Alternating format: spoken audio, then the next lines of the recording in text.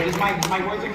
Okay, bet. Makes you feel better if you have two? Nah, but I need somebody to run that mic so we do a Q&A thing. Okay, bet. Hey, how y'all feeling?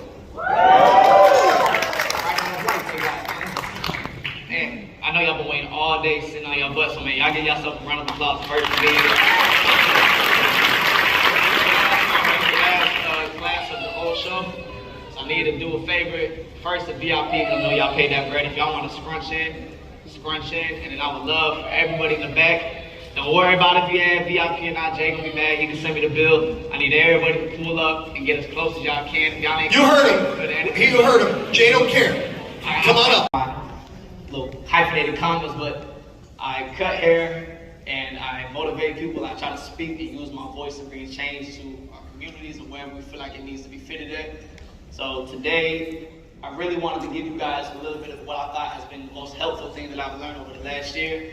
I don't want to give y'all the full PowerPoint presentation about some shit that I think y'all should be hearing. I'm going to give y'all what I learned this year that changed my life, and then I want to hear from y'all and learn exactly what it is that y'all want from me, because everybody does have a different need, and I know it can suck to be in here with something like mine. I got to kill y'all with some stuff, man. So this, what I have learned today, or not today, but this year, has changed my entire brand, the way that I view and know myself.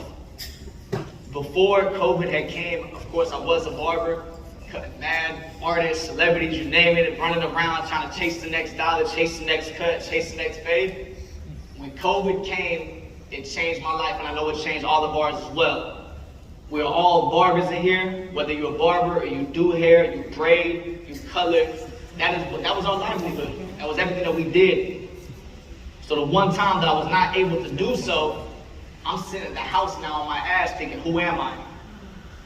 So the quote I heard, and y'all probably heard me say it before, but if you haven't, the quote I heard that changed my life was, don't let what you're good at define who you are. Who are you if you can't do what you're good at? Y'all feel me on that when I say that? Like, don't let what you're good at define who you are. Who are you if you can't do what you're good at? So think about that. A lot of us in here are barbers. We wake up every day and we go to the shop and we chase the next cut. God forbid, knock on wood, if anything ever happened to our hands so we can never cut hair again, who are we at that point? It's a tough ass question to ask, and I was forced to find an answer to that question during COVID. I think we all were at that time. So what I chose to dig deep in myself and find out was that my voice didn't have to have anybody next to me or around me. I could post a video of me speaking, I could reach millions. I ain't gotta have no cut. You had to kill me for me to stop speaking, so I could do that till the day I died. That was the next step for me, was to be able to use my voice. I felt God always bless my voice before he blessed my hands. So when I heard that quote, it changed everything for me, to change the way that I see myself. So for me personally, over the last 2 years, I've been going through self-discovery and trying to figure out who it is that I really am and why I'm here on this earth.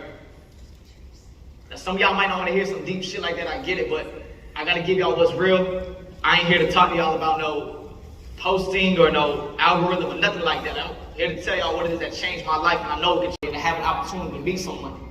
I never want anybody to feel like I'm not a tangible example of what y'all can accomplish. Tangible has to be expressed through everything that I do. It's important. Tangible because I made sure that the first time I ever got put on some money, I came back to my hometown to give back to our kids every Christmas. I want to be a tangible example. I'm from Fayetteville, North Carolina. I'm from an extremely small city. I wouldn't even say it's a city, it's really like a town, but there is no other signs of success that we have that comes back and physically touches back with the city and show them what it can do. I expressed that throughout my brand, and I made sure that I would always express that no matter how much I grow. I want to be tangible. The next one is, of course, motivation. Motivation is everything to me. That's what I found has been my purpose, is to motivate and inspire other people. I'm not here to do a good fade and die. Nobody is. So whether y'all got that in your mind or not, you're chasing the crispiest lineup, that ain't why we here. I found out what passion versus purpose has been in the last couple of years, and now that I found that, I try to put that into whatever it is that I'm doing. But sometimes we can mix the two. And I ask you what your purpose is. It's not to be a good barber. It's not to be a good hairstylist. It's not to be a good videographer, whatever it is that you're into. Your purpose is going to be a lot deeper than that. So I found that my purpose was to inspire and help other people. So anything that I do, any piece of content that I create, any brand that I'm attached to, I always have to express motivation, but more than anything, I have to express all three of these circles. And this makes the vision extremely clear. And if you guys don't take time to figure out who it is that you are, your shit is just gonna be confusing.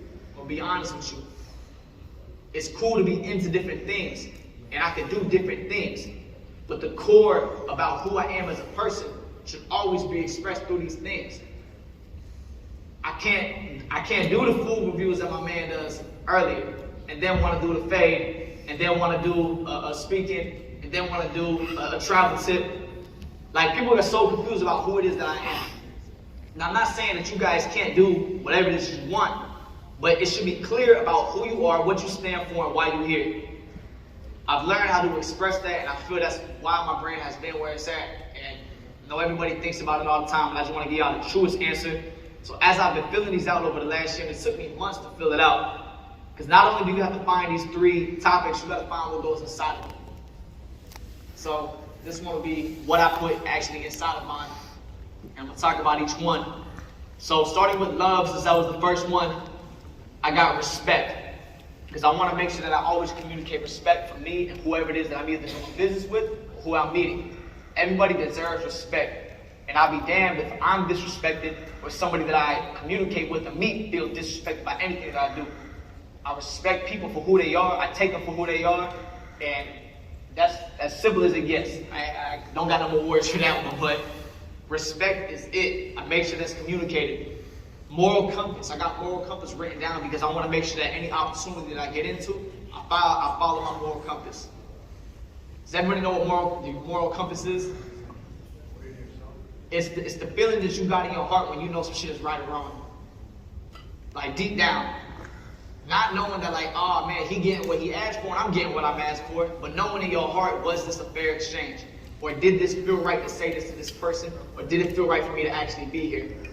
Aside from whatever money that anybody could offer me, whatever opportunity could come, if I don't feel it in my heart that this is some shit that I'm supposed to be into, I follow my moral compass. I fall back on that all the time. I put genuine in there because I don't want to be forced to do anything that I don't genuinely love. I couldn't be up here speaking to y'all if I didn't genuinely love it and feel that I needed to be here. I can't be forced to do anything that isn't genuine to me. I can't do it. Ethics, business and relationships. So aside from more of this, just certain ethics that come down to our business and our regular relationships. Those are things like communication, like transparency, honesty. There's a certain amount of ethics that I always fall back on to make sure that we're doing shit accordingly. And do I love this? That's the last question that I ask myself before I do anything. Do I absolutely love this? 100%. If I can't say that I love this, I can't do it. If I can't say I love this, I can't do it. I ain't gonna do some shit because I like it. I have to love it. Because I gotta make sure that the people that support me can feel that I love this. Can't be forced to do anything. Coming down to tangible. Approachable. If I want to be an inspiration to kids, to adults, to anybody out there, I want to be approachable. I'm not a dude that wears jewelry. I'm not a dude that wears designer. I'm not a dude that tries to be bigger than life. Doesn't mean y'all can't, and I like those things as well, but I know that I want someone to feel that they can always approach me and express their love for me. Sometimes I've been in rooms where I've seen people that I look up to and I felt like I couldn't go up to them and tell them how much I appreciated them. And I never want a young kid from my community to feel like Vick is bigger than life and I can't go and tell them how much I appreciate them. So I always want to be approachable. And I hope that y'all can feel that. And if y'all have seen me in the last couple of days, just come up to me. I promise you, man, this life ain't guaranteed. We have to take our shot. I remember there was a time where there was somebody that I was scared to approach. It was Charlotte All-Star Weekend. He had came through the lobby of the hotel. I'm on my way to go meet J. Cole at the time for the first time, and I'm like so excited. My mind is going crazy as a hometown hero. So I'm all hyper focused on this one thing, and then as I'm sitting in this lobby, this dude that I look up to, big inspiration of my life, is coming through. And everybody's showing love and dapping him up, and they like, yo, what up, what up, what up? I'm like, man, I ain't gonna be that guy because I ain't no fan. I'm gonna let dude slide. You know, I'm gonna get him at a different time when I got more time to speak to him. 3 months later, Nipsey Hussle got killed. How selfish would it be to think that I need a perfect opportunity and all the time in the world to speak to somebody? Who am I? I had to humble myself to understand that life isn't guaranteed. If I got a chance to see somebody in this room that I look up to, I would tell them by any means necessary that I appreciate them. Because whether they send me love back or not, it had nothing to do with me. So y'all see somebody out here that y'all rock with, that y'all fuck with, that y'all want to go and build with, go tell them you appreciate them. If they send some bullshit back to you, ain't got nothing to do with you. You felt what was right in your heart to do, you went up and did it, the reaction that they give you, it ain't got nothing to do with you. I promise you it don't. Do whatever you feel is right in your heart at any time that you feel you need to. Humble image, right? That's part of my brand. That's part of who I am, humble image. I don't want any kid from my community to feel like if I ain't got Gucci down or I ain't got no bust down rollie, that I can't be who he is. Now, those things are, like, don't get me wrong. If I would love to have a Rolex. What if we are? And I ain't got no shame to nobody that wears jewelry or nothing. That's just not for my brand. And like I said, everybody's circle gonna look different. But for me and my mission, what I felt God put me here for, I cannot wear those things. Don't feel like y'all can't, because I know some of y'all got jewelry on there or whatever. Like, this is just me. And I want y'all to take this and understand what is it that you want to do when you make your circles however you want. Humble image is important for me. Because I don't want to seem unattainable. I don't want to seem like this ain't some shit that you can't get as well. So I make sure that I dress in shit that's affordable, and I also put shit out that's affordable. That's just part about what I do. Realistic. Realistic is important because I want everybody to understand how real this life actually is. And that sometimes it don't feel real to see somebody on the stage and like, damn, I won't be there. I was in the same seat y'all was in just a couple years ago. I know y'all heard this from every speaker today saying, oh, y'all can do it as well, y'all can do it. Oh, I was there, I came from the bottom as well. Man, that's some of the realest shit ever. I drove 14 hours for my first CT Expo. I slept in Motel 6. I don't want to kill y'all with my sob story about how I made it and all that shit, but I just want to make sure that I express that all this shit is realistic and that we can have it. I still, like, I think about my journey, I could drop a tear think about how real this shit is. So realistic has to be expressed in everything that I do, and then authenticity. I have to be authentic. If I'm not me and I achieve some shit, I wouldn't be able to look at myself in the mirror when I go to bed at night. I want to make sure that every night that I go to bed, I look in the mirror, I'm like, damn, I'm proud of everything that dude did today. Everything you got, Vic, has been exactly meant for you because you earned it. If I'm getting over on folk being somebody that I'm not, I wouldn't be able to sit down with myself. Wouldn't be able to go to sleep looking in the mirror every day. So going on to motivation. Social impact is big for me. Because not only do I feel that I'm here to motivate and inspire, I'm here to bring change. Real change. I'm not talking some bullshit. Right now we're in the middle of opening the first ever barber school in California State Prison history. There has never been a barber school in the state of California prisons ever. There have been plenty of states that have had these, but in California they've withheld the opportunity for barbers to get licensed because of the straight razor. Over the last couple of years, the state of California has removed the practical exam from even getting your license. So why would you hold out on people that are incarcerated that come from our communities to not be able to get their license for a test that y'all don't even have to exist anymore? Right now we're putting in the first school that's in the process of getting built. It'll be open before the year ends, probably around September, October. But I feel that if I'm here and I have an opportunity to have a voice to be heard, then I need to use it for a reason.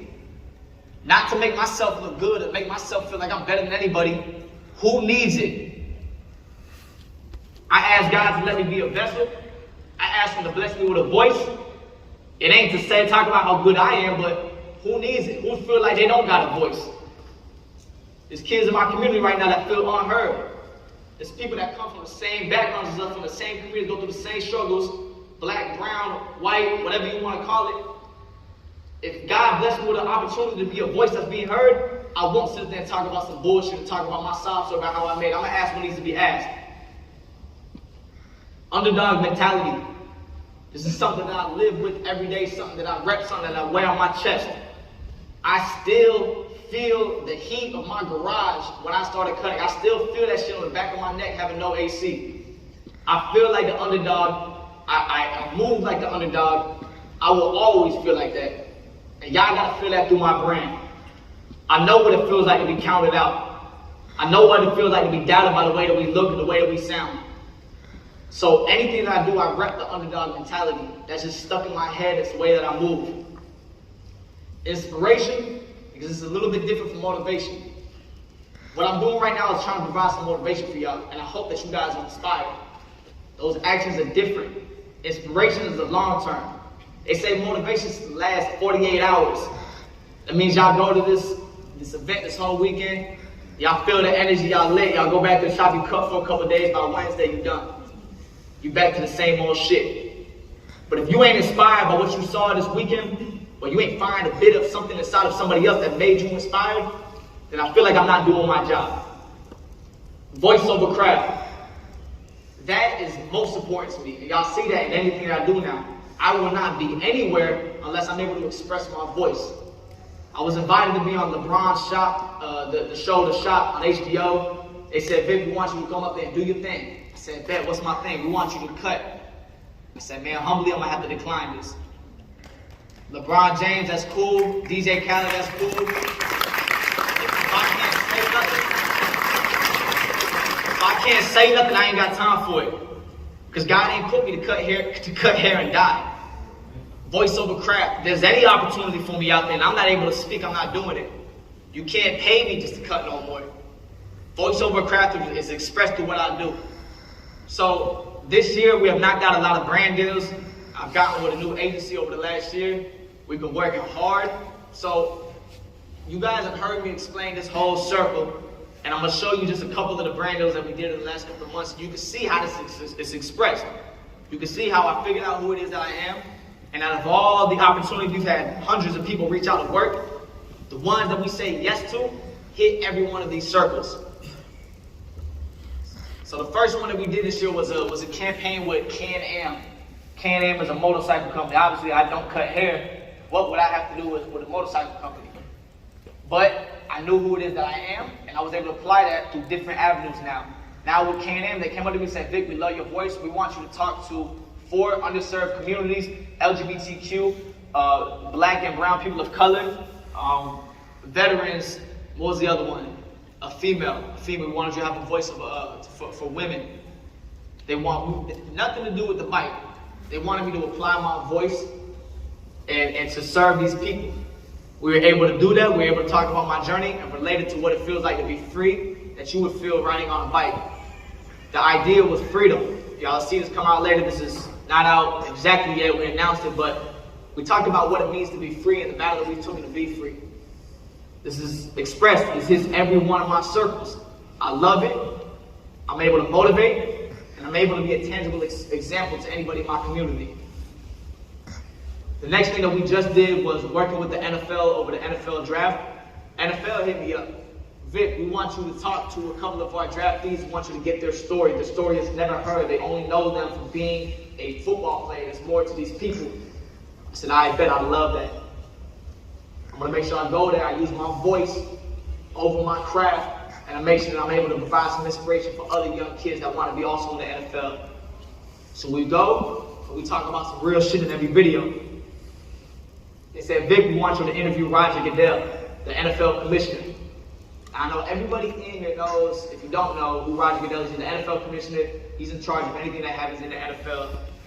This dude, I ain't gonna talk too crazy about him, but this dude has, been through some shit with Kaepernick over the last couple of years. He has not probably had the best movement of social injustice and trying to stand up for what's right in the NFL. They tried to give me a small script to go in there to talk to this dude about. And y'all probably didn't see, if you've seen the video, you know what I talked about. If you didn't, I knew that in my heart, authenticity was gonna be it. And if I went up there and I was silenced by the money that they paid me to be there, I would not be able to look myself in the mirror like I said earlier. Everything we talked to Roger Goodell about was everything that I needed to be heard, especially from our communities. We talked about bringing diversity into the NFL. We talked about not being limited to coming from a black and brown community on how we're gonna have an ownership stake in the NFL. We talked about how we're gonna be able to support players to reinvest in their communities. And that's a big part about it, reinvesting into your own community. We asked over the last couple of years of empowerment and protest, how has his view changed on what Kaepernick has done? We asked if his partnership with Rock Nation and Jay-Z will push more of a progressive league. I made sure that I went there and I asked what needs to be heard from a community that needs to be heard. I didn't go up there and try to giggle and laugh, or that shit was straight business. God gave me an opportunity to be heard. So you can see that expressed. Every circle is expressed through anything that I'm doing. The last one that we just launched was my first national TV campaign with Rockstar Energy. Free haircuts for a good conversation. We give back to those who made us who we are today. It was the first ever Latino campaign. Yes, I am Latino, I'm Puerto Rican.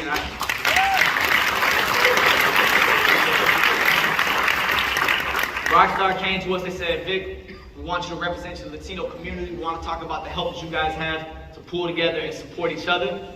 I said, man, I love that. That is me. The whole commercial, I'm able to voice over in my voice. The whole thing is all about uplifting each other in our community, sticking together as a community, and my story alone. They recreated my mom's garage for this commercial to talk about where I started and where I came at. Like, that is my first campaign. That'll be on TV all year. But it ain't really about this, but I just want y'all to see that I found out who it is that I am. I spent time alone. I spent time during the pandemic asking me that tough ass question. Who am I if I could never cut hair again? I learned that God blessed me with a voice, and I made sure that shit was expressed through anything that I do. So y'all can see that, is that, you know, every circle, spend time alone, spend time with your family, spend time with your people. When you find out who you are, you stick to that shit no matter what. That's all that I do now. I will die behind me trying to chase my purpose of trying to change the way that we see other people. And I make sure that anything that comes my way, if it doesn't express the idea that I have to be on this earth, I can't do it. Now, I don't want to keep talking to y'all about all this stuff. I want to get some real questions and answers. And I know it's a lot of questions, but if you want to ask me how I started cutting hair, please ask me that at the booth. If you want to ask me some real shit that might help somebody in this room that y'all are going through, please ask me that. If you don't ask me how much I charge for a cut or anything, I don't cut hair anymore. Please, if y'all got a chance to ask something, I'm gonna try to get as many as I can. I want to hear what it is that y'all need. We got a microphone. Where the microphone at? We got another microphone, right? And I've been following you for a while now, but I want to know, when did that start inside of you to be able to want to voice out your voice? Like, I know you probably didn't wake up one day and be like, you know, went on your self-discovery, but because it's probably harder for the average person, you know, to step out of that box, into that comfort zone. But do you have a certain point in time in your life where you're like, this is it, I'm going to do it? Yeah, so it wasn't something I just found in the pandemic. It actually started way back in 8th grade when I found out who Eric Thomas was as a motivational speaker. So I was trying to get myself hyped up for these track meets. I'm trying to get my mind right. My coach told me track was a mental sport, so I'm trying to figure out how to get my mind locked in for tomorrow. So I was searching up motivational speaking. I was inspired by Eric Thomas. And then actually, before I even moved to Atlanta, while I was still just cutting hair, I was speaking motivation videos. They just were shit that I heard on the other YouTube videos. It was nothing to myself. And things didn't change. That question got my ass, I ain't gonna lie. That shit got me too. It's alright, I'm just human, bro. I don't want to be fucking invincible. I'm fucking human. I feel emotional the same way y'all do. And I want y'all to understand that, like, it's alright to cry, it's alright to fucking sad, like, ain't nobody got this shit figured out. We all fucking human on this earth trying to figure it out every day. Nobody got the code to this shit. Like, it's alright to cry. I'm human. Just want to start by introducing myself. My name is Joseph, I'm 8 years old. I'm from Pennsylvania. This question has nothing to do with barbering. Very personal. Hey, you got this shit, man. Just get that shit off your chest. How do you build a relationship with somebody that you have, like, let's say like a parent person, do you have like a personal grudge with? That every time you look at them, that's all you fucking think about. Real shit. That's my question. You can answer to the best of your ability. You said parent? Yeah. What do you feel like it is with, like, where's the grudge? Maybe you don't have to go to detail, but I understand, like, the grudge started for what? Let's say like a prior situation. Like how did it make you feel? Alright, so I wanted to be a barber. Parents didn't see it. Just being honest. It's not that they don't want to see me chase my dream. Your parents want to see you happy. They love you unconditionally. I know there's parents in here right now, they got kids. Y'all would spend your last breath on your kid. I know they would. Damn straight. Your kid, you would love to see your kids chase their dream with you. But as a parent, it would feel shitty to know that you came to this earth and didn't give your kid enough to provide and have a family for their own. So when I told my dad I wanted to be a barber and he told me I wouldn't make enough money to live, he's not speaking because he hates me or he's trying to fucking down me. He's speaking from an unconditional standpoint of a parent that doesn't know what I'm about to jump in. They love you a lot. And sometimes they just want the best for you, and the best of what they think for you isn't exactly what you see. They wanted me to go to college and get a degree because they understood that going to college and getting a degree provides some sort of guaranteed success. It wasn't that they don't want to see their kid happy and chase their dream. That's what I thought about in that moment. And I was having that grudge against my parents. I'm like, man, even my own folk hating on me. That's crazy. It's not that they hating on me. It's just that I know my dad put blood, sweat, and tears to come out of the project of Boston to be able to give us everything that we want. And for me to tell him that I'm good on all that, of course he gonna feel away.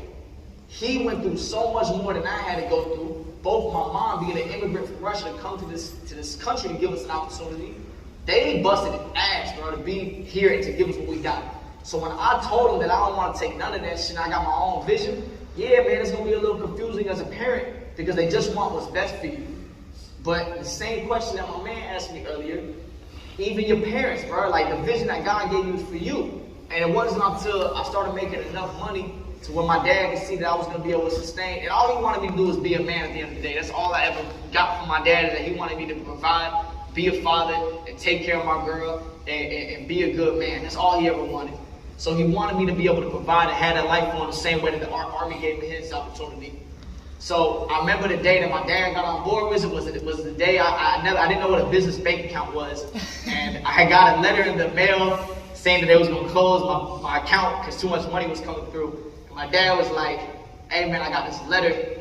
I think you should tell them it's your money. I was like, what you mean? He like, showed me the paper. It's like my bank statement. I'm like, it is my money, Pops. Like, I'm working. This ain't no like little side hustle shit. He like, oh, all right. And then from there, I didn't need to hear it. And I don't even need to hear my dad tell me that he was wrong and that shit. What's understood don't gotta be explained. My dad just wanted to see me take care of my family and be a man. So I know that I put myself in their shoes. And although I don't got a kid yet, I know that they love me unconditionally and would die for me. So they just speaking from a place of security. You can't let that go, man, because you ain't gonna get another parent. It don't matter about the pride. Maybe it comes like as we grow older, but all the shit that my parents ever told me, it hit later. And all y'all parents know it. We just want to hear from people that sound like us and look like us at that moment. We all feel like kids don't understand us. Thank you, bro. For real, I appreciate that. Bro, for real. I'll tell you, I appreciate you, man. Thank you, bro. What you're doing for the prison system. I was in prison myself, man, when I was 19 years old, 4 years, and man, I got out and I didn't get no education like that, man. And I know a lot of people are gonna, man, it's just, I appreciate you, brother. Thank you, brother. It's hard, you know, come out, man, and do right without an education. And you're providing it for them, man. And I feel that to the heart, man, because I came out, man, and I was reckless. Until I started hearing you, man, maybe about a year ago. I said, man, I'm gonna find my purpose, man. And you helped me find it, man. Bro, thank you so much, man. I appreciate I'm so proud of you. I try too, it's all right. So thank you for being here with us. My question for you is, especially with the climate that we're in, we're still getting over COVID and things like that, what have you done for yourself to show yourself self-love and self-care? I've been learning how to produce music. I've been making beats. And yeah, it's just, I don't post it. It's just like a personal hobby that I have.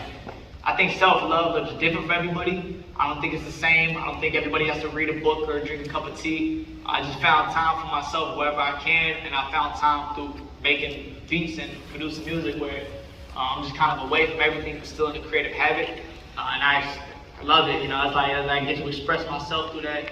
And then I also make sure that I dedicate time with me and my girl. And I've been able to vent to my girl. She was the first person, other than a therapist, that I've been able to talk to. So that like I feel love when I get to express those feelings to her.